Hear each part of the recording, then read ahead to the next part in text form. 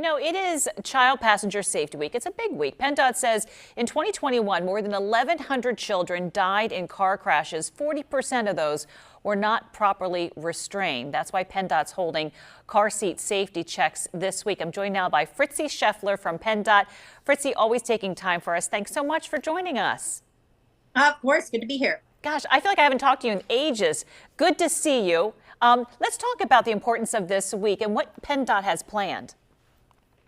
So we are partnering with the state police and with local police and other community groups to really get out there, make sure people are aware that we have free car seat checks all over the state this week, and specifically this next Saturday at Seat Check Saturday.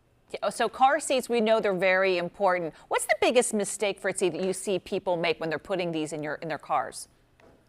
Well, there's actually a couple of things. They're not securing them properly. You shouldn't be able to move them more than an inch in any direction. So that's often an issue. Maybe the harnesses aren't where they need to be, or that they're too small, like not tight enough for them. And really, I think not choosing the proper seat for your child's age. That's when you say that, because there's a different seat for different ages, different weights and so forth. So how do you know when to switch your child from one seat to the next? Well, you can sort of do it by age, but it's also the height and weight and developmental needs of your child. So you have the rear-facing infant only. Maybe they get a little bit too big to carry in that carrying car seat. Maybe you want to move to a convertible that can go to maybe 40 pounds or more rear-facing. Then you switch them forward-facing until they're ready to go into a booster seat. We try not to get them into the booster seat too quickly. And then whether or not they're ready for a seatbelt, which is after age 8. And do car seats expire? Is that something you have to pay attention to, especially families that have, pretty large families? Right. So they actually do. A lot of times you can look on the label, or sometimes printed on the back of the seat, like into the plastic. It will say how many years until that seat expires. If there is no date, we generally go with about 6 years. And it's because they're exposed to the elements, the heat, the cold, they contract, they expand. Maybe there's recalls on them. It's a variety of things. So we don't recommend you using it longer than the manufacturer says. And if, bad things happen and you get into a crash, what should you do? Should you be able to use that seat? Do you need to retest it to make sure it's not damaged in that crash?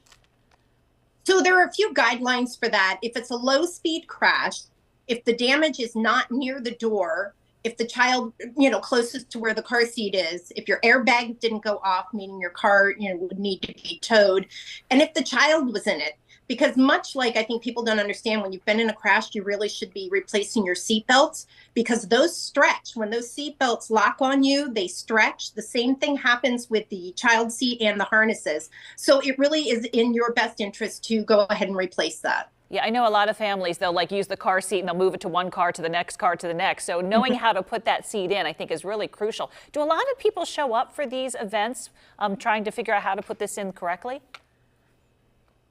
We actually do, depending on where you're at, get a pretty good amount of people in. We take appointments in a lot of places. Sometimes it'll just be a sign set up and whoever is driving by might stop. I think the people we really, really want to reach, though, is those who wouldn't even think twice about stopping at a car seat event. Yeah. Because, they've had 5 kids, they know how to do it, or they're on to grandkids, they know how to do this, they know how it works. Well, technology changed and the rules changed. So we really, really stress to people to come see us. That's a really good point, Fritzi. Thank you so much, and good luck this week. I'm sure you're going to be helping so many people and families. Good.